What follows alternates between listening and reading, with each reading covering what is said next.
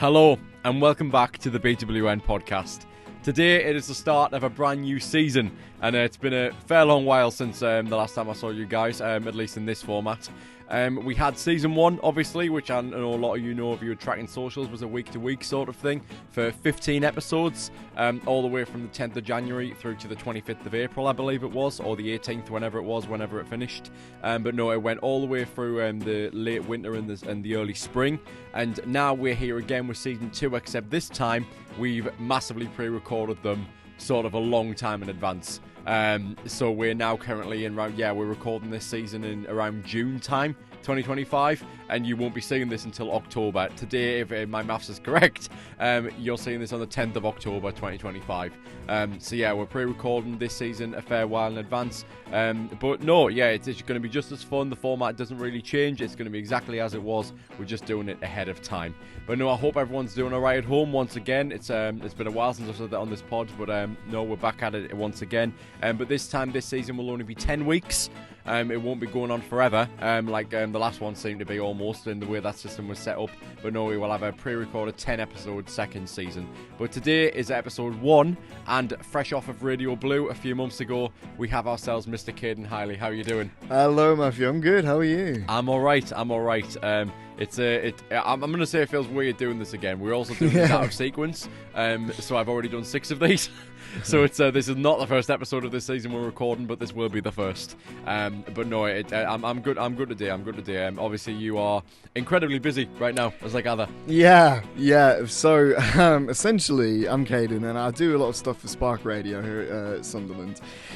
And I've been deputy head of programming for about a year until a few weeks ago, when our head of programming, Stuart Gibson, has left. He's gone back to Scotland, and naturally, I've taken that step up. And it's been busy, but I tell you what, it's been a lot of fun.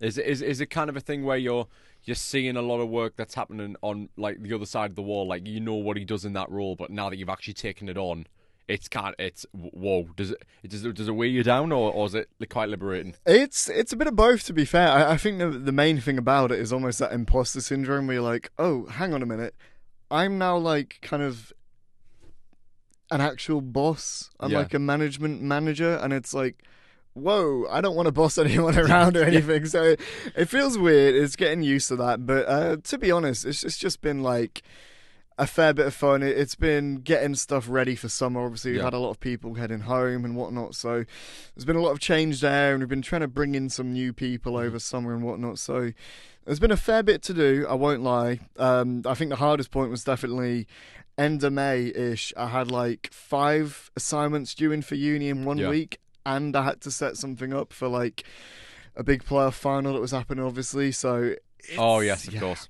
That what a day. Oh, I know. It was incredible. Well, that was a thing. That was kind of my first thing. It was a bit of a trial by fire, to be honest, because I hadn't officially taken up the mantle yet, but Stuart was travelling back home for a week, so I'd kind of unofficially kind of taken it. And we had to set up something, and I had about 3 days' notice to get this big event planned for the playoff final, obviously with Sunderland. And we had a broadcast team over at the Stadium of Light. We had some people down at Wembley. We had people at Kiel Square. It was like a big kind of organisation thing that we set up, but we only had like 5 people to do it because the numbers were that low for summer. But that was the first step. Difficult, but it went amazingly. So does someone go down for that, like all the way yeah, down we had a few people down in London. Sadly though, because there was that many people down for the final, the actual like connection was not good on their end, so we actually kind of had to scrap a lot of that. So in the end, it was the main kind of broadcast team over at the Stadium of Light, which to be fair was incredible. Getting like a team actually at the Stadium of Light for the final. Obviously, it wasn't being played there, but still, it was fantastic. Yeah.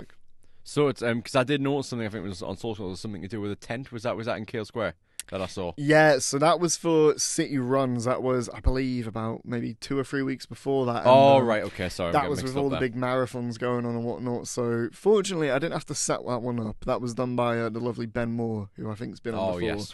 Yeah. But that's he was my other guest on Radio Blue, that kind of pre-record special. But yeah, that's Ben Moore. He's done some. He's recently done some voice work on Green Hill Zone, the Sonic short. Oh, So nice. that was a little fun morning when I got some time to do that with him. But no, Ben Murray's great. He's really good. He's lovely. So he set up all of that, and we went down, and I was hosting on the day. It was weird actually for the city for the playoff final one. I'm used to normally being in that presenter seat when it comes to these events, but for once I was on the other side. I was setting it all up, telling people, all right, you guys do this, and it was really weird being on like the producing side of it, but it was a lot of fun. Yeah, it was cool. So I know I'm trying to obviously not go over tread over ground that I've already walked on, because this is it's obviously with this medium being very similar to what we try to simulate. What I try to really simulate as a sort of a very amateur radio experience in the last one, which will be pre-recorded and edited and put out in that fashion. I know we talked a lot about your passion and what led you into doing this as a line of work back then in that interview, which we were even saying before we started recording. It was a while ago now, really long while ago. Yeah. That it was for what was a pre-recorded radio show to begin with that I've tried to cobble together. It was one of the first productions of this year's projects, and all the way back on the 1st of November it was a long while ago, which would mean that by when it's like probably over 9 months later it's actually come out. So at the time we're seeing this, again, it's not even out at the time we're recording this, but by the time obviously you see this, it will be. So I just don't want to go over ground that we've already covered. Today though, specifically, I thought I'd focus on the everyday life of what it is you do as a radio host, and what is, and obviously now as a producer, that's very much that kind of role, or programming. Would you say? Yeah. It's a technical term, but head of programming just basically means you do anything. Yeah. Anything and everything, pretty much. So it's, with that in mind, I want to understand, before we go into that everyday life kind of sort of experience of you at Spark. Obviously, we've talked about the backstory and the history beforehand. I first want to know how this has all kind of come to be in terms of this new position that you're taking on, which, just so I got it clear in my head, is how is the hierarchy working here? So is there anyone above you? How does it work? So the management system at Spark is a bit confusing, because technically all of the heads of, whether it's music, programming, production, are all kind of on this level playing field. Right.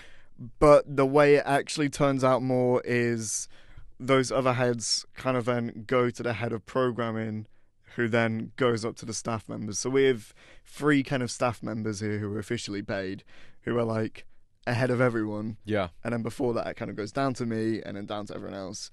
But in September, we're looking to kind of rejig things, and it's going to change up quite a bit. Right. I'm most likely still going to be holding the same position, but hierarchy-wise, yeah, it's kind of like you have your deputies, you have your heads of, and then you have your staff and everyone else. So on a student level, yeah, you're basically top dog from a student perspective. I suppose so. Yeah, some people look at it that way. Yeah, that is.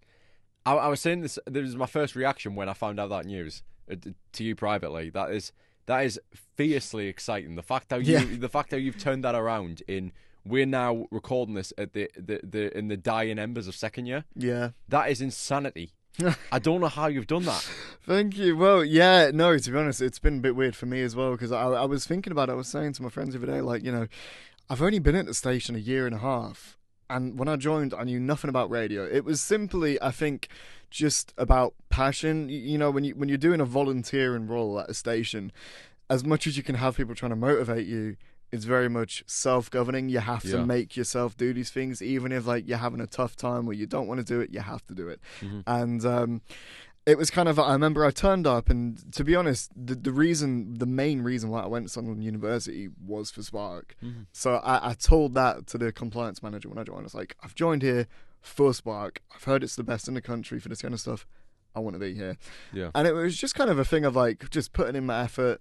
I think I've only ever missed one or two shows, kind of, so doing my thing week in, week out, and just being there, being present, getting to know the team, and then slowly building my way up. As I said, for this second year, the bulk of it, I've been the deputy or the assistant head of programming.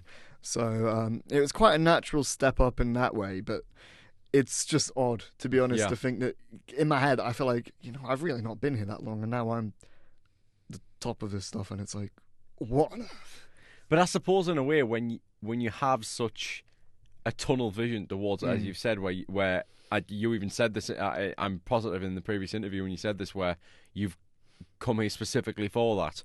I suppose with a tunnel vision that was that strong, it almost does make sense. The fact how within 2 years this was the goal, and that ladder has just been steadily climbed over 24 months. It makes sense in a way. That's kind of where the things have panned out. What I'm interested to know from what you've just said there is, I want to know what those misses were, like from those. From a few of those, because I can only imagine they're either very serious, of which we don't really go into, or like very particular, like specific instances. Like, what were those misses for? So the first time I missed my show, I think it must have been towards the back end of first year, and it was actually for the simplest reason. This one, it was just, I was very ill. Normally when I'm ill, I try and just power through it, and I'll go in and I'll be like, hey, sorry everyone listening, I'm sounding a bit stuffily today, but I was just like, I can't even get out of bed, like, someone just please cover this. So that was that. And the other time was actually most recently, and that was in that week where at the end of second year I had these 5 deadlines due in 1 week, and I had to plan this big event and everything, and I was like, guys, because this is the thing, I was doing 2 shows for a bit during the end of second year, so I was doing 6 hours of live radio and producing it, and for one of those I was just like, guys, please, someone just take one of these shows just for this week, and I'll be back. Because the thing is, to a level, to specifics like that, when you have that much to do in a 7-day time frame, oh god, yeah, those, I don't think people understand how valuable just those 3 hours are. 3 hours of daylight. Oh yeah. In that 7-day week, when you had that much on, it honestly, you're lucky if you survive out the other end of it. Never mind having enough hours to pull it off. It's really. I completely get that. The fact I literally need these 3 hours. And not only that, in terms of for the event focus, half of the pressure is in service of the station. I need these 3 hours to actually pull this off. No. So it's not even private stuff, it's this as well. I know. So and this is the thing, is like, we came to a point kind of in this last year, it's been a big transitional period for Spark. So kind of heading into second year, a lot of the people that had been here for years and years and years at the very top of the station had kind of all gone at the similar time, just because of graduation and different life events, and a few of us got picked up by like British Forces Radio, BBC, so some fantastic stuff there, but it left a bit of a void when it comes to like that knowledge experience kind of level. And it again happened at the end of this second year, when people like Ben Moore and Stuart were going home, and it was like, oh, hang on, there's me and like maybe 3 other people, and we're not actually that experienced. We've been here for like a year and a bit, and now we have to just do all of this, put this all together. So like, it has been the biggest kind of like step up trial by fire into it I can imagine, but to be honest, it has been so much fun. And like, by the end of that week, yes, I slept for like an entire day, but you know what, it was so nice feeling productive. I felt like I'd actually earned my rest, so it's been good, I can't lie. So as before we kind of talk about sort of the everyday workings of how, with all this chaos of the positions and what's been happening lately, what actually goes on in the mind of a radio host, sort of at in an everyday sense. I think there's one thing that we can certainly talk about this year in particular. Outside of this episode, you've had those 2 sort of major appearances. There was which again, it's a very similar format to this, so I'm not going to harp on it anymore. But of course, there was the Radio Blue on the 8th of August. But it is necessary to know that this episode, in a pre-recorded sense, is very strategically placed, because exactly a week ago, at the time of which people are seeing this as it comes out, our Whitby episode has come out. Oh, yes. So yeah, that is kind of I would definitely say that's sort of our major thing with this year that's come out. How did you find that, the Whitby day? You know what? It was a ton of fun. I remember at the very beginning of it, I'd woken up and I was like, oh my god, this is too early for a weekend. And I got in the car and it was great, and I was like, Oh, I just want to sleep. But you know what? As I kind of woke up a bit over the following hour, it was actually a ton of fun. Yeah. It just kind of reminded me of like just going out for a day like with some mate. I mean, that's pretty much what it was. It was just a lot of fun. We just went. And Jerry. And Jerry the How Seagull. could you forget Jerry, man? What a guy, honestly. Probably one of the best impromptu ideas I've ever had. To just, you know what? To hell with it. We're getting a mascot today. Exactly. And you know what? What a mascot he was. Yeah. But you know, no, it was a ton We tried of to fun. kill him a couple of times. Look, they don't need to know that. That's besides the point. What do you mean they don't even know that they saw it? Well, they might have forgotten it. You never know. Just kamikaze them off the top of the stairs. It's a complicated relationship with Jerry, but no, look, yeah. Honestly, it was really good, and it's being that more audio centric world. Yeah, we do stuff with video, and we have all our shows on video, but like. It's not often that I'm thinking video first. I'm always thinking audio first, video, just record what we can and then put it out there. So it was different. It reminded me in a way of almost like a bit of a YouTube vlog, but with like more production kind of behind it. Yeah, so it was cool and unique in that way, I'd say, yeah. Like, the thing is, our kit is not advanced. It is just so simple. It's what anyone can do. It's just about a thought process. Yeah. Like, it's what just transcends that vlog sense in just a tiny little bit. We're not just going to the beach to just have fun. Yeah. It's not we are actually driving a fair distance away to a place, specifically with the intention of, yes, it comes off very YouTube. It is, it is very funny. But it has also got that kind of Channel 4 quality to it as well. We're trying to replicate that in a sense. And as well, speaking of like Unforgiven, I hope it doesn't affect the mics too heavily. Which, by the way, I also forgot the fluffy things on the top of them, the body mics. But honestly, aside from that, it's the weather. I forgot it. Yeah, insane. Yeah. That man, my gosh, it was a very subtle tease when I had to rock you like a hurricane on that Instagram post, because that it really is. It was especially why it waited until the 199 steps to pick up as bad as it did. Yeah. I don't know why, but just horrendous. I know. Well, that was the thing, because they had to close the Abbey, didn't they, for that one day because it was just that bad. Like, I might have even just been generally closed, but honestly, it was. We got what we needed of it. I don't really have many regrets about that day. I think everything from Jerry to the arcade to the seafront where we're just shouting stuff into the abyss to Tidmouth Sheds to all of it. It was just a vibe, really. I honestly really enjoyed it. Yeah. And I didn't know what to expect out of that episode, to be honest. I thought it was going to be one of the more chill ones. Yeah. And it actually ended up being one of the most eventful. Yeah. Like, really, honestly, really funny. So that is episode 2 of the travel show, which came out last week, and episode 3 of this kind of first season back. And limited kind of first season back of the Matthew May Show. Episode 3 is out today, and that will be with a returning network member who used to be part of the old network system, Cameron Turnbull, who has not been on the system since chapter 1. He left in September 2023 now, so it has been it has now been over 2 years since he last appeared on Blue Web Network. He is back today in the Beamish episode. So, the Beamish episode is coming out today, and that's going to be a hell of a lot of fun. And the remainder of this series, the remainder of this season, we have a brand new face to Blue Web Network on next week's episode. And all I'm going to say is his name is Mr. Nathan Ellison. To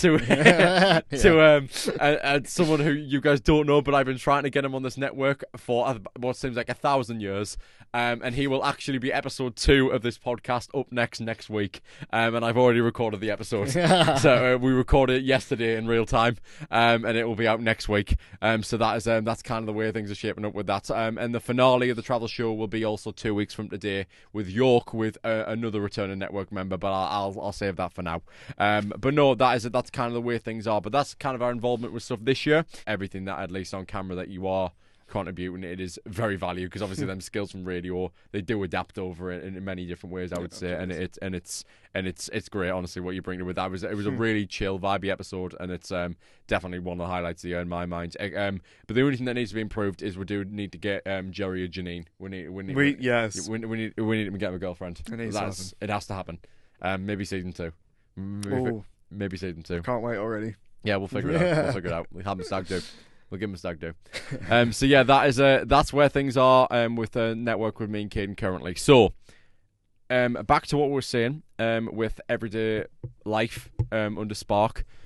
First of all, I think sort of a natural way to start this is time.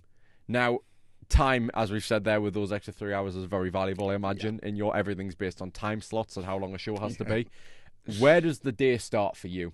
And how early is your earliest show ever been? For example, like how does your day start? Would you say? So, on a general day, it kind of depends, because this is the nice thing about radio, is it's like, yeah, sometimes you'll be in an office, but you're not. It's not like an office job. It changes every day, so every day is something new. But generally, for today, for example, we the management team, we like to get together on a Tuesday morning and just have a chat about how things are going. And so today was a lovely 8 a.m. get up for my summer holiday. So, it's just fantastic. It's exactly what you want.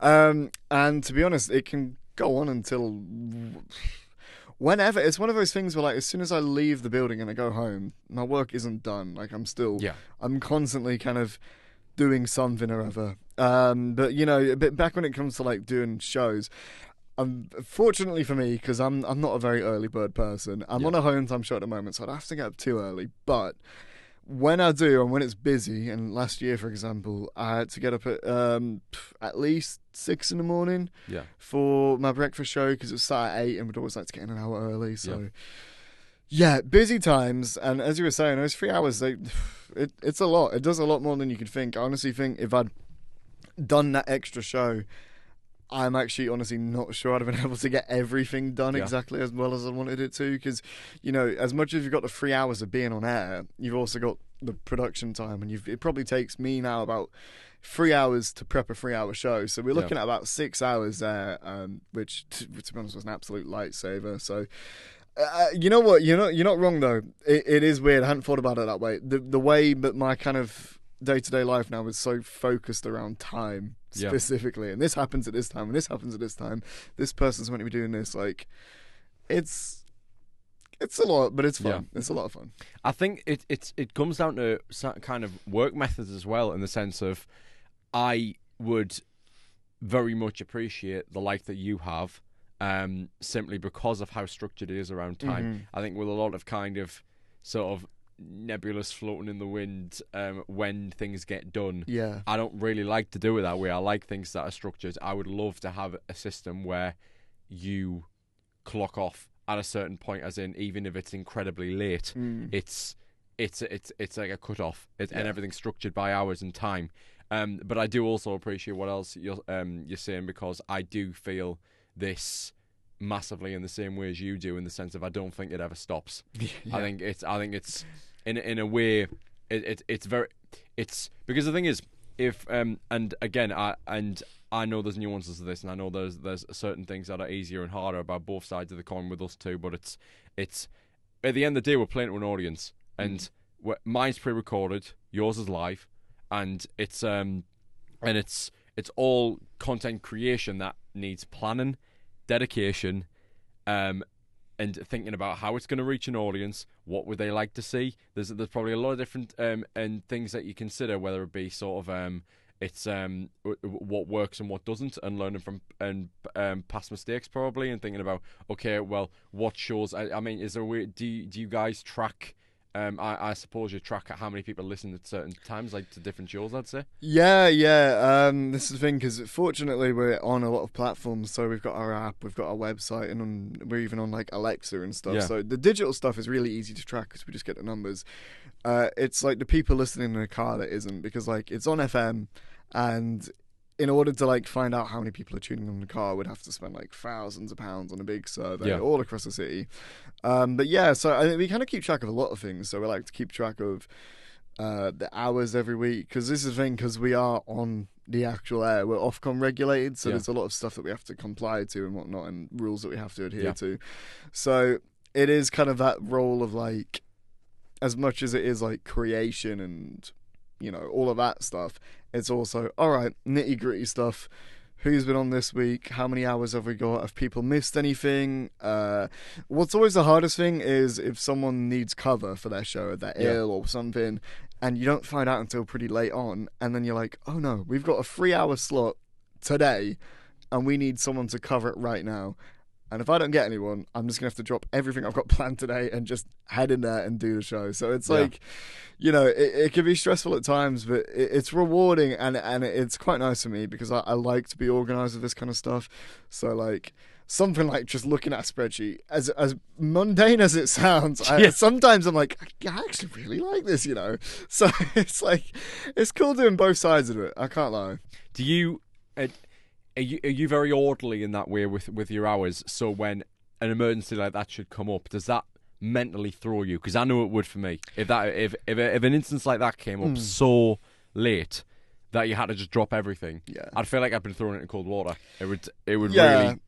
It can be hard. It's kind of the thing where we're fortunate at Spark because it's been going on obviously for so many years even before I've joined, and we're very fortunate to have 3 amazing staff members here, is that there are procedures for everything. So if something happened and it went off air, or if someone doesn't turn up, it's never, it's not going to be the end of the world at the end of the day. But like, it can be stressful, especially as I was saying, when it comes to like a last minute change, if something needs doing, like planning that event for the player final or someone missing their show, it does throw you off a bit, because then you're like, okay, I have to look through everyone, who's going to be available, who might be able to do this, contact a bunch of people, they can't do it, okay, I'm going to have to try and slot this in somewhere. So, it's one of those, but at the same time, like, once you go into industry, stuff is only so much more like in depth and like difficult, and it's like, it's not a hard or a punishing role at all. In fact, it's incredibly fun and it's really rewarding.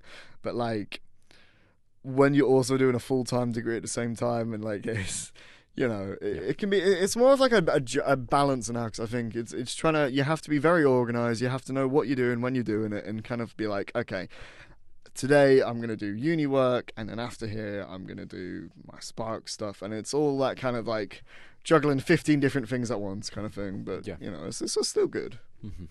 In terms of, is there any part of the job that you would say that you particularly look forward to, whether is that maybe planning, is that maybe more of your new side with sort of the management side of things, and when I say plan, I mean specifically planning a show, or is it actually being in the moment on air? Like, what is the kind of part of your job specifically that is right? Yeah, this is why I get up in the morning. Well, you know what? For me, it always is just going on air. It has been since I joined. It still is very much that. Like, nothing beats just being on air.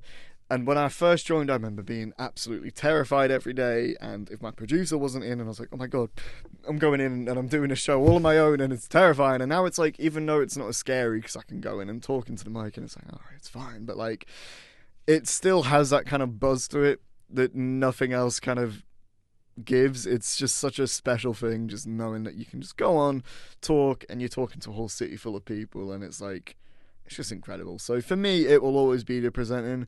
As much as I'm like, I produce my own show, or I help with the programming side of things, which I do love all of those. It's the presenting for me that I just love yapping, I guess. It's just who I am. So the when you're in the heat of the moment and doing that, there obviously everything's not always going to go to plan. And when things don't, what have you found is what would you say is probably the most alarming and worst thing that's happened on the air with you, where this is right, this is bad, I need to fix this quickly? Because it's not only that, I also want to start talking about what your essentially panic buttons are in that moment. Like, what is your immediate response? Yeah. So, well, you see, fortunately for me, I'm quite lucky in the sense that somehow I've never actually done anything too bad on air. I never breached compliance, I've never swore, I've never said anything I shouldn't have, and fortunately none of my guests have. So for me on air, it's not been too bad, but we've had people before in the past. Lewis Bowden, who currently does podcasting stuff for the Fellas Studios and whatnot, with all the Sidemen people and all of that. He used to be at Spark, and there was a point where, it wasn't even that long ago, he came in for like, I think his first show ever or something, and just all of like our systems crashed. And the only thing he could do was just talk non-stop for 10 minutes and just try and keep this going and going and going and going and going until he could get things fixed. And he didn't know how long he was going to have to be doing that. And he was literally in a studio where everything had broken, just trying to fill time for like 10 minutes. So you'd asked him a question, or whoever had asked him a question, and he basically had to answer said question for 10 minutes non-stop. Well, this is the thing. There wasn't even a question. So it was just going to be a normal talking segment on his show. He was just talking like, the general stuff you do on a breakfast show. Oh, right. And it all just crashed. And he was like, oh, no, I'm just going to have to talk and talk because I can't play anything and we can't have dead air. So he just had to keep talking. And a similar thing, I believe it was Lewis who does It Was Never a Phase. He had it a couple of years back where he was late for his breakfast show or something because of like bad traffic, and we literally had to get someone in the studio, set up like the calling system that we use, and Lewis had his phone like on his attached to his thing in his car, like as if he was like had the maps up. But he was speaking to the studio and he was presenting a show from his car as he was driving into the studio. That is insane. I know, it's the thing. It's like, when it's live. So he's carrying on walking through the path to get to the studio. Yeah, driving, walking in, like, just. He's like, where's my uni key card? Where's my uni key card? That's the thing. So I'm very fortunate that I've not had anything like that personally. But like, I've had things, as I say, it's just last minute where someone's dropped out and you're like, oh gosh, we need to find someone to get in this role. Or there's been a time the other week where one of our presenters was down heading to the Wembley match, and it was on a Friday. And we didn't really know if it had been a bit of miscommunication. And it got to 2:30 and I had to go at around 3, but the show was from 3 until 6, and I literally had 30 minutes to pre-record an entire 3-hour show, and it was like, oh my gosh, so I just had to run down in Studio One and just do all the links back to back to back, and that was stressful, but it was also fun. It's like those moments, they're so chaotic that like, those are what really help you learn, and like you come on so much when it comes to just your confidence and your adaptability to situations and just being like, okay, whatever happens, the show must go on, and I've got to do something. Yeah. And it's honestly, it's a lot of fun. When you talk about dead air, because the question that I've got, because I've all been thinking about it when you've been explaining it, is that surely when you mean dead air, would just be sort of just white noise, I'd imagine. Yeah.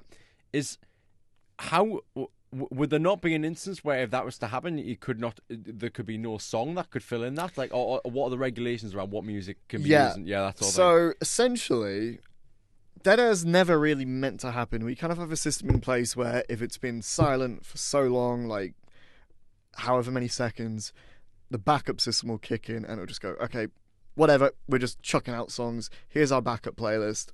Here's some music just to keep it going. Okay, that's smart. Yeah. But if something unfortunate happens and everything crashes and the backup system crashes, that's when you've got a problem. Because if there's like a big power cut or something and all your backup stuff is on a different PC, you're like, oh, right, so everything's off and I can't do anything. So, as much as you can have backups of backups of backups, at certain points there's something that will happen and you're like, okay, I can't do anything at this point. I've done everything I can. So, yeah, fortunately, it's, we'll just put on music normally. But, yeah, it is part of our Ofcom thing that you're not allowed. I don't know the exact number. It slipped my mind. But, like, you're not meant to have any silence, really. So. Yeah. Is there, when it comes to music on your own shows, do you choose that, or is there a team that kind of determines that sort of thing? So, yeah, we're really pulling back the curtain of this one. So, to everyone's kind of knowledge, and to what I thought before I joined radio, was that you put all your songs in. But actually, there is so much that goes into radio, so much more than just going up to a mic and speaking and putting some songs on. There's a lot of psychology behind it, and all of our songs are differently labelled, so we have a fantastic music team, currently led by Tyler Shelby, who's been at the station for like 10 years. Mm-hmm. And we'll have songs that are like A-list, so our big hits at the moment, B, C, reoccurring songs, and there's a certain natural order that all of these things have to follow, and it gets so in depth that like the system's like, okay, let's say we've played out Katy Perry at 3 p.m. on Monday.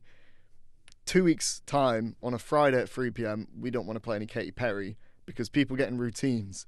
And if you're driving home and there's certain repeats, even if it's days or weeks apart, and that's when you're tuning in for, you're going to think, oh, these guys just playing the same songs over and over. Yeah. So, like, the actual daytime kind of stuff we do, it's so much more intricate than I ever imagined looking out of it. However, on the specialist side of things, people that do music shows that are more tailored to a specific genre, like Lewis of It Is Never a Phase, they do get to choose it. And they still have to think about all the kind of psychology of it and whatnot.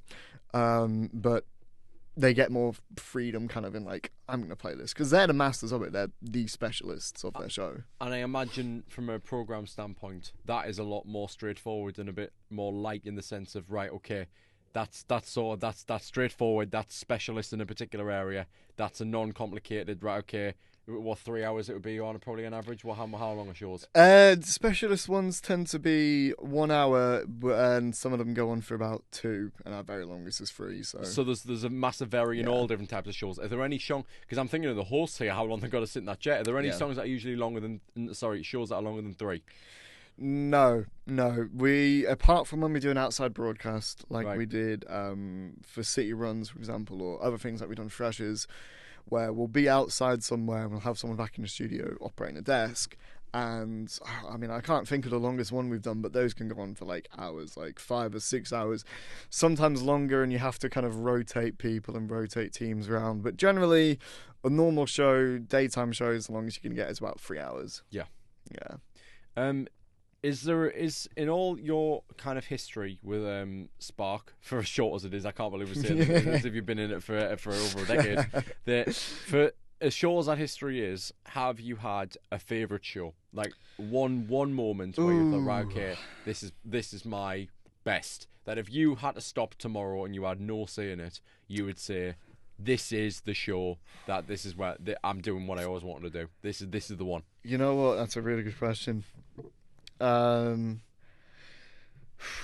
Sometimes I can't think of a specific one off the top of my head when it comes to my normal breakfast and home time shows, but there will be some times where you'll do a show and you'll go home and you think, that was amazing, and you'll listen back to it and see like how you did and what you can improve, and you're like, that's my best show I've ever done. And you're like, I'm going to clip this up, get that posted. The main standout kind of shows for me tend to be outside broadcasts, because it's when a big special event happens. So this kind of, in the past year, we did one for Music City. We were there for that. Unity in the Community, City Runs, obviously, Varsity, all sorts of stuff, Waves Festival. So it's all these big kind of main events that are going on locally or nationally. And it's when you go out in a team, you have this big operation of like 10 people in a crew, and you're like, okay, we're going here, we're setting up a tent, we're going to be, Freshers, for example, this year. We were sat in these tents and we were doing a Freshers show at the Freshers Fair. And I think over the day there was 2,000 people, and we were just out in front of it. So not only are you presenting on air to however many people, you're also presenting in person to 2,000 people.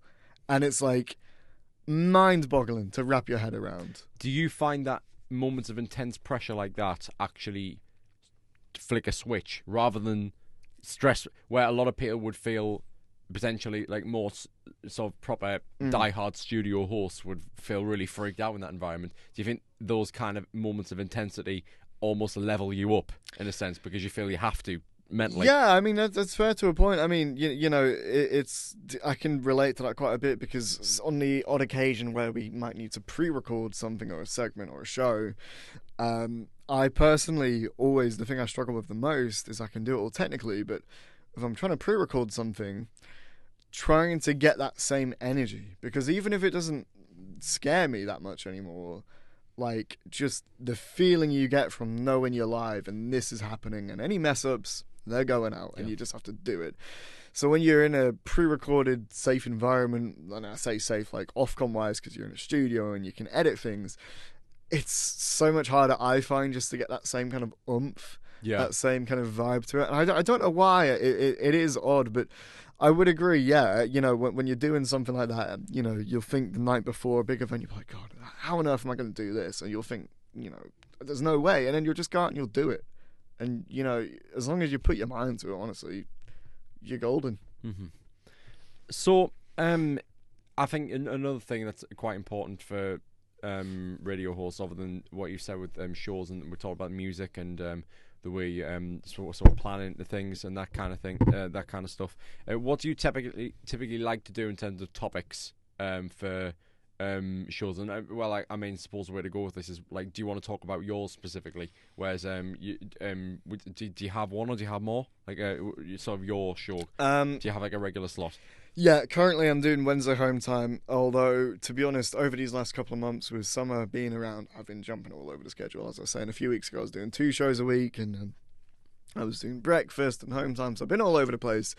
I've settled in for that for now.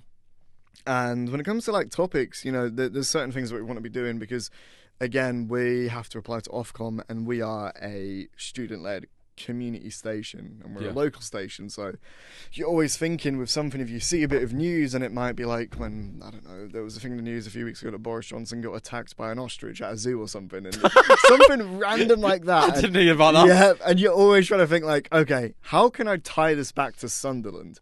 You're always trying to bring it back locally, make it local, and you're trying to make it engaging for the listener, because as I was saying, there's so many like rules of radio and psychology that goes into it that you never even think about, and it's stuff as simple as being like saying you instead of I, trying to talk to the listener and talking like you're talking to one person instead of multiple. So you wouldn't be like, hey guys, it's Cayden Highley here. You'd be like, hiya, how you doing? Like you're talking to one guy, like it's your mate.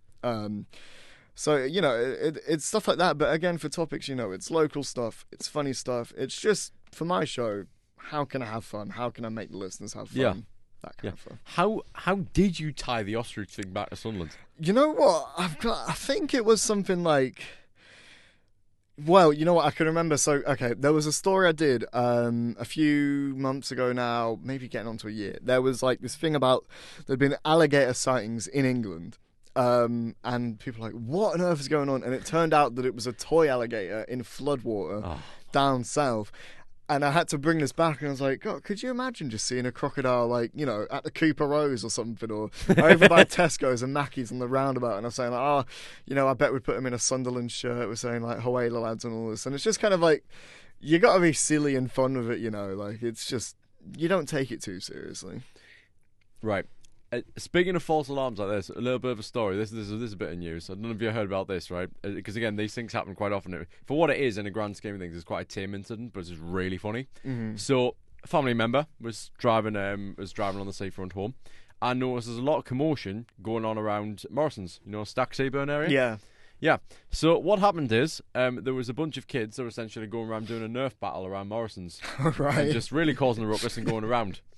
They had them crying their eyes out around the till areas, on their hands and knees, right? Armed officers were called to Morrison's. Oh my gosh. Because they thought it was actual guns. Oh my gosh. What? And when I say that, I'm talking purely from the story that I've been told. This is not... I don't know this 100% for sure. But apparently, they literally just pulled up and went inside out of just sheer curiosity as to what was going on. And that is what they saw when they walked in. Them literally being like on the ground because they thought it was actual guns. Good Lord. Wow. That's it's a very... I can imagine that happening in Sunderland, like just this thing of kids running around with toy guns, and someone thinks, oh my God, there's some like active war zone going on. What's going on? Like, but good Lord, yeah. So stuff like that, like something like that. This is the thing when I was saying like you're never really off the clock in a way, because I'll be scrolling through Instagram and I'll see a funny post, or I'll be on the bus and someone on the bus will do something funny, and instantly, instead of thinking, oh, that's funny, you're thinking, oh, amazing, I'm going to note this down and that's going on my show. Yeah, that's content. It's very much the same. It's maybe more some sort of creative. I felt this. It's a mentality thing. I think with content creation, and then also what you're doing with live radio to an active audience who are listening in the car, whatever medium which they choose to listen to it through, it's a constant state of mind. I don't think there's any part of what it is both of us do that really takes us off the clock. It's like a never-ending. No, it's who we are. Yeah. You can't switch that off. This is me. This is my function. People seem to like it. This is what I'm doing, and I'm gonna make it work. And that seems to be, in the best of ways, what you managed to do in such little time. The fact how you knew you wanted to do this. I remember in that previous interview you were saying you felt like you were being a friend to people, that you wanted to have that kind of that figure to the person who through the waves who are hearing you, and be there for them and be that person. And in a visual sense, that's what I also hope to down the line be for an audience as well. It's really you came in with a very focused vision of, right, okay, yes, I'm doing the degree, I'm doing this, but I've come here. This is the goal. Yeah. And you came in at entry level and has just slowly but surely climbed your way up. So that's a very natural course of a natural course of progression to continue the discussion with, in my opinion, because to get to a place where you are for potentially other people who are wanting to do this similar thing, especially for a local station, sort of in the grand scheme of the medium, start small, you could say.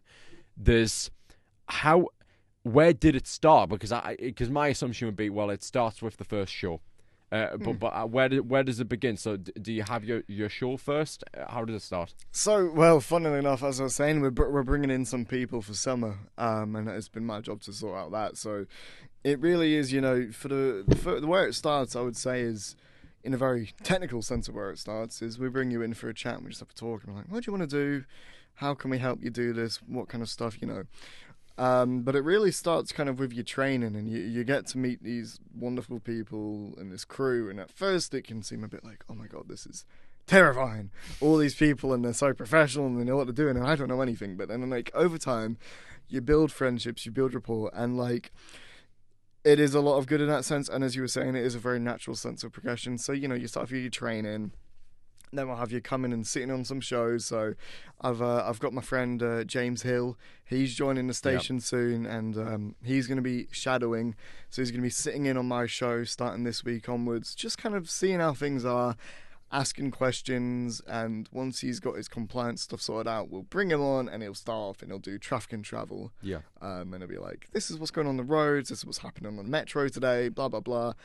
And then in a few weeks' time, we'd like to put them on a show. We might start them off small, like on a 1 hour slot, and we might sit in with them and help them, and then slowly build them up and up and up and up. But from like a point of view, I suppose, of like, oh my gosh, this is real now, I would say, yeah, it kind of is that first show. I think almost it's like when the stabilizers are gone, when there's no one in the studio to help you, to train you, when there's no producer in, when it's just you doing your first show on your own with no help. You're like, I'm doing this now. This is real.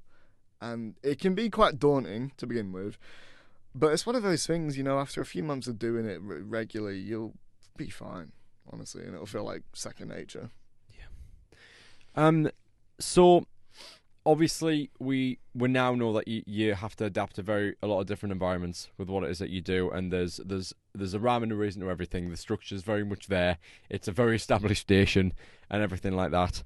And really, you seem to have very much found your footing with what it is that you're doing. In terms of to sort of maybe briefly touch on this, if you haven't thought about it too extensively, in terms of the future now. Where do you, with everything that you're doing, because you've essentially, I would argue, dominated the structure of things here, in the sense that you've really have taken this by storm and climbed a fair few ranks in so little time. From a place like Spark, where obviously this is really where everything started for you, with your life as a whole, where do you see things going? Like, what do you want to really?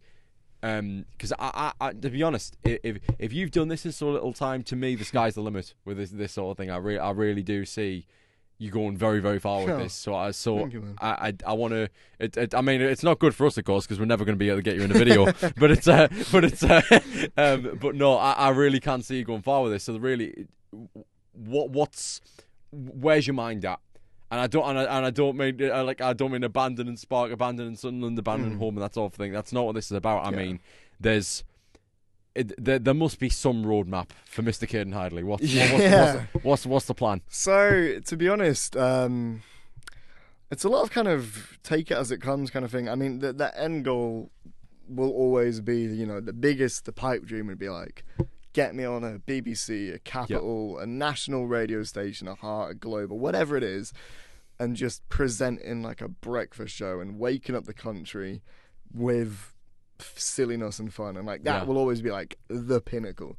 Yeah. But like in terms of next steps, really, you know, it's a hard industry to get into, as most things are with creative industries, because you know you're never going to see an application for, oh, we're applying for a new BBC Radio 1 presenter. Yeah. Send in your like CV. It's, you know, it's not going to happen. So it's one of those of like getting your name out there, meeting industry people, keeping in touch with them, networking, kind of sending them some of your work every now and again just to show them how you're getting along, remind them that you're there, that you exist. Yeah. And then kind of like the next step would be to hopefully one day get your first professional contract somewhere, whether that's, you know, a smaller local station or somewhere, you know, that you, even if it is like a BBC, but you're doing something a lot smaller, like a 1 hour show, like at midnight or something, you know, just, it really is taking that first step, getting your first professional one. And unfortunately, there have been so many incredible people at Spark who have done that, who have been really inspiring. There are times where I'm like, God, you know, I don't know, I'm good enough for this. This is difficult.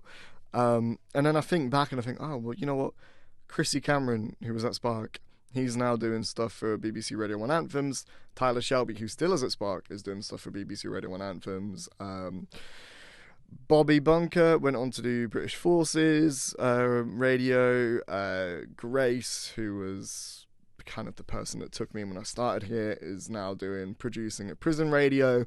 Obviously, the main one, Jordan North, that everyone knows, started off at Spark. Kind of a lot of that Capital Breakfast team did. So it's like, it's times where you're thinking in your future steps and you're like, God, I don't know. Because you never know when that first offer is going to come up. You've been doing it for years and years and years, and then boom, hey, do you want to come in and do some testing for us, and we'll bring you in for a few months and see what you do.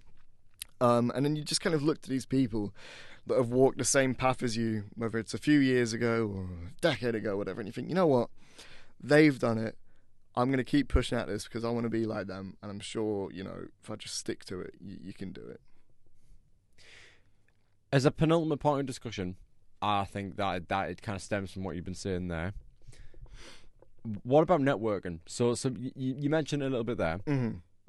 How have you found that in terms of, you know, sort of future progression, that sort of thing? Because again, in creative industries, regardless of medium, in our industries, it is arguably the most important thing for progression. Like, you need, it's who you know. Would you even say, your personal, like, just a quick question, would you even say like it's what you've done or who you know? Which would you say is most important? Because I can't even decide. It's, you know, it's honestly, it's a lot more even than it should be.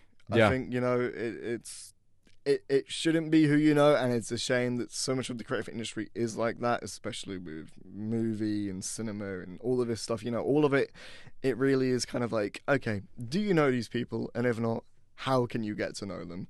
Because as I said, you know, you're never going to see a job listed for something like this. So, you know, at Spark, we're quite lucky, and at Student Radio in England we are, because we have these 2 annual events called SRA, Student Radio Awards, and they do an awards evening in November where everyone who's interested in radio goes down to London in the O2 for one evening for a big awards ceremony, and we have Student Radio Conference, and that is kind of like a 3-day event, and that's really where you get your networking done. So for me, for example, this year it was over in Salford, but the year before was in Leeds. And it's kind of bonkers in a way, because I remember on my first year doing it, and I went to Leeds, I met Jordan North. I spoke to him, and he was like, oh, you're doing Spark? You know, I was doing Spark and all this stuff. And you meet these people, these bosses, these presenters, these producers, people that you think are like at the very top of like English entertainment. And you meet them, and you go back the next year, and you meet them again, and you just remind them of who you are. And they remember you, and they're like, oh, hi, Cayden, how you doing? And it's like, what? What do you mean, hi, Cayden? Like, what? I should be asking for your autograph. What do you mean, hi, Cayden? So, it's one of those weird things, but it really is just kind of about, you've got to be out there. And, you know, going back to actually the first kind of thing we did with the Radio Blue thing is like, before I started at Spark at sixth form, I was a very quiet person. I was, you know, I stuck to my people, the people I know, and I wouldn't really talk much to anyone else. And it's kind of been that sense of like, okay, now I have to step out, and over time I've gradually done it more and more and more and more, and like, it just brings you out so much as a person. But even now, I do not like networking. No one likes networking. Anyone who says they like networking is lying. The thing is, do you know, I don't hate it, but do you know why? Because my specific goal with it is, I don't like the plastic nature of it, where it's like everyone's looking for something out of somebody. Yeah. I do it in the sense of I don't mind meeting people, and usually I bring people into what I'm doing. I'm usually the person that people want to get stuff out of. Yeah. I want to be, and even if no one wants anything out of me yet, I want to be that guy.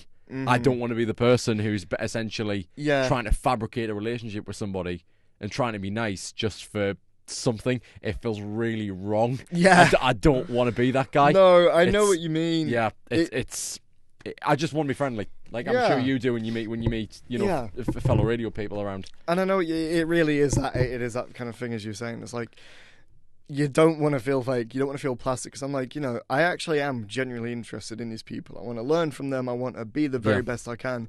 But at the same time, I feel like, oh my God, is this so plastic? Is this so fake? Me just going up like, hey, how are you? I want a job. Here's my email. You know, but it's not that. It's like, oh, you're actually an amazing person. There is so much I can learn from you. There's so much you can teach me. Can I have your email? I want to send you some of my stuff so you can critique it and tell me what I'm doing wrong, what I'm doing right, and so I can improve. And it is kind of that sense where it's like, you know, the beginning of the networking thing is difficult. But once you get their email and they're like, do you want to go for a coffee sometime and we can have a chat about how to present and tips and tricks? And then it really deep down you're like, yes. Yeah. And then, you know, then you're kind of like, coffee. No. Then you're kind of like, you know, I can just be myself now, and you can talk to these people. And as I was saying, as you build those relationships with them, it really does just feel like you're talking to just another person more and more. But it is in that beginning. It's like, how do I do this without seeming insincere? You know. Last question. We've talked a lot about all the different facets of what does you do, the nuances of it, and there's, I think, across both this podcast / interview and obviously the project a few months ago, and not really the travel show, but you know, that's just a bit of fun there. Across all of this now being chronologically the last time they'll see you, at least in this calendar year, we've uncovered everything that makes essentially you. My last question would be, with everything regarding you as a person in radio, it was what you always wanted to do. What was that first day like? And I don't mean how that initial discussion coming into the thing. I mean everything you wanted to do that show, because you said, okay, traffic and travel, something a little bit, a bit tame, building it up. But there's, even if it is traffic and travel, which might not have been for you, but you obviously let me know in a sec. There was that first moment where the mic is on, the finger points, it's your turn, and you spoke to the audience for the first time. Tell me what it felt like in that moment. You know what? So the first one would have been traffic and travel, but the first time it really hits home is when you are doing your first show. And when I did my first show ever, and I remember, I can't remember if my producer had a class or something, but he couldn't actually be in. And for the first half of the show, and I was there on my own, I was sat in the studio, and like, I can still remember the exact song. It was Havana that was playing. Coming out to the end of it, and I'm saying, song ends in 10 seconds. I've got to push up the fade. I'm going to talk. And, like, it's just so... It's terrifying, but in an amazing way. It's like going on 10 roller coasters at once. Because you're like, you know, in 10 seconds' time, now in 5 seconds, in 3, in 2, I am speaking to an entire city of people for the first time over a microphone. And, like...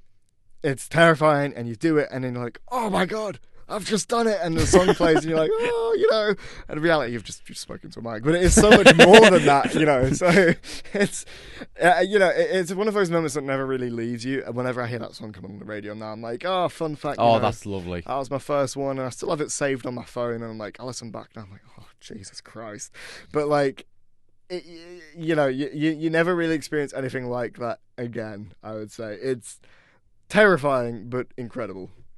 Wonderful. Thank you, Cayden. Right, it's time for... I don't know if you knew we did with this, but it is time, for the first time this season, for our weekly game. And today, it is When Shit Hits the Fans. Okay. So, the idea of this game is, there are 10 scenarios of things going wrong in the radio. Oh, no. And I want to know how you would fix them in the moment. Okay. So here we go. How would you solve them? Number 1, dead air during broadcast.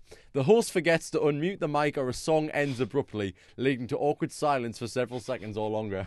Okay, right. So in this situation, happened once during the Sunderland playoff event. I was speaking to the lads over in Stadium of Light, and the headphones, one side plays music, one side plays me talking back, and he had that ear off, and he didn't realise. I was like, Jack, we're live in 5 seconds. Jack, we're going live. Push up the mic. Ambient sound, background chatter. I'm like, oh my god. So I just had to click next, and it went into a song. So for the audience, thankfully, it was just like 2 seconds of, that's a funny noise, and then the music. But like, at my end, I'm like, talk, please. Speak! Literally. Right. Here we go. Number 2. Swearing or inappropriate comment goes live. A guest caller or even the host accidentally uses offensive language before the delay system, if present, can bleep it. Now, you've said that you've never encountered this in your personal shows, but how would you deal with this? Bug here was actually a former host on Spark, and they're saying that they have. So yeah. So how would you if that happened? Oh, you know that. Well, this is the thing. So there's all these procedures, and it's different for if you do it, if a guest does it, if a song does it. So we'll say for a song, for as an example, if I'm listening to a song and it's happened a few times where it said something, I thought, did he just swear? And I have to like just listen back to the music. I'm like, okay, no, he didn't. But if he did, you'd instantly hit next, go on to the next song. And then I would come up onto the fader and I'd have to read out this thing and be like, apologies if you heard any bad language there, etc., etc., and then just move on. Yeah. Kind of. And then I'm like, oh, now I have to tell literally, all the bosses, hi, sorry, this song swore or I swore or something, God forbid. And it's like, so there's a bunch of Ofcom stuff, but normally it's just panic, hit the big green button. And then just quickly for a guest. For a guest, you know what? I have to recheck up my Ofcom guidelines. I'm pretty sure you would first apologise, and you would kind of instruct them not to do that again. And then if things are okay, it depends how bad it is, right? I think if they drop something absolutely awful, you're like next, hitting. We go on to music. You're like, you're gone. No, you're like, you can't do that, and you have to apologise. But if it's something like, if they say like bloody, it's like, sorry for the bad language. Do you mind keeping it friendly or whatnot? Fuck! See, we can do that here. It's Blue Web Network, motherfuckers. We can do that. I know. Right, okay, cool. Number 3, technical glitch or equipment failure. A microphone cuts out mid-sentence or the studio software crashes, interrupting the show's flow. Quickfire, let's go. How do you fix it? Okay, right. So, microphone cuts out mid-sentence. I would probably turn on one of the other microphones, run over to the other side of the desk and just try talking in that. If it completely stops working, again, the best fail-safe is just go to the music. Yeah. Go to the music. Number 4, playing the wrong audio clip or song. I think you've told me that you've done this before. Oh, I've done this, yes. The host accidentally cues the wrong track, e.g. a sad song during a cheerful segment or a segment meant for another day. Yep, no, so this happens. Fortunately, it's not too bad because a lot of the time when someone's listening to radio, it's a secondary listening source, so they're not like TV where they're listening to everything. So I'm just hoping that just flies over their heads. Maybe they didn't realise that I just mentioned the wrong song. It's not meant to happen, but it does on occasion. The worst of things is when, say for example, the news has just been up too, and it's like, and this did happen once. There's been this really awful fire that's happened, goes into the music, and then there's a song like Hot to Go comes on, or Let the Flames Begin, and you're like, oh, that is awful, and you just have to skip it, and it's like, God. Number 5, uninformed or unprepared guest interview. Oh, I mean, when I read the title, I'm already cringing. A scheduled guest arrives late or doesn't know what the segment is about, leading to an awkward or failed interview. Yeah, so it really, a lot of it comes down to, and sometimes, it can be like this, you really have to just kind of know if someone's coming on and you can tell that they're extremely nervous or it's gone wrong or something. You have to do everything you can on your end to pull out more content from them and just keep it going and keep it going. Yeah. And even if it ends up really awkward, you just have to do your very best just to keep talking and sound professional so it doesn't sound too bad. Number 6, forgetting to record the show. No archive or podcast episode is created because someone forgot to hit record. A big issue for syndication or replays. Yeah, so fortunately, when it comes to live shows, we don't need to worry about that because it's all automatically saved. But if you're doing something like a pre-record, which I've done once before, where I've just done a 2-minute talking segment link, and then I've realised I've not recorded it, and I'm like, it's no more to me in the studio going, shit! And then I just have to click record again. I'm like, hi, so I'm going to tell you this thing that I've just told you and pretend that I've never said this before. Yeah. So it's annoying, but it's not the end of the world. Number 7. Scheduling conflicts or double booked studio time. Oh my god. 2 shows are scheduled to use the same space or time slot, leading to tension and last minute scrambling. Essentially, at the end of the day, it's kind of whoever's got the name down on the board, and if your name isn't down on the board, I've had an interview before where I was speaking to someone from the BBC and something had gone wrong, and in that one instance the studios were double booked, and fortunately they'd been running late because they were at the gym anyway, so I was like, okay, we'll do it in an hour. So it's normally like, okay, backup systems, how can I do this? Maybe I'll just phone them on my laptop and we'll record it that way. It's just adaptability, to be honest. Number 8. Miscommunication with producers or co-hosts. The host thinks there's a commercial break, but the producer cues them live, catching them off guard mid-conversation or off topic. I love your face every time you say it. They're like, oh, shit. It brings back something. I've that before. So, this isn't, again, too bad as long as you don't catch them out while they're saying something bad. Now, you're not meant to be saying anything bad in the studio anyway, because that could always happen. But if for instance you bring a guest in and you're just talking to them and they swear, or a producer swears and you put up the mic, not great. But if it's something else, it's not too bad. You normally just have to push it up and just kind of give them the eyes and just let them know that we're going live, so you better hush. Number 9. Script or teleprompter errors. A typo or outdated info leads the host to say something inaccurate or embarrassing on air. Yeah, no, it's happened. Turns out Boris Johnson didn't get bit by an ostrich. Yeah, it was actually the alligators. Yeah, it's it's one of those where it's like, it's a whole nother skill in itself, learning how to bounce off of making an error on air. It happens a lot when you're new, and you can be doing it for 10 years and still mess up something. Sometimes, I remember once I stumbled over my sentence so bad that my brain I just stopped talking, and there was like 3 seconds where I was like, what just happened? And it's one of those where you just have to kind of figure out a way to bounce back off it, make a joke out of it, and carry on. It happens. And lastly, personal emergency mid-show. The host receives urgent news or gets suddenly ill during the broadcast, forcing an abrupt handoff or end to the show. On a side note, it does make me think, has anyone literally vommed over the desk at one point? I'll have to ask, actually. There'll have been something like that that's happened at some point. Somewhere in the country that's happened. Oh, somewhere. 100%. There will have been people that have fallen asleep as well, I bet. Stuff happens. If it's an emergency, we can put it into auto and it'll keep itself afloat, or we can just bring someone else in. If I pass out mid-studio, and the people at home are just hearing snoring when I'm going to be talking, not amazing, but it is what it is. Brilliant. So they're everyday fixes there for obviously any emergencies in the radio.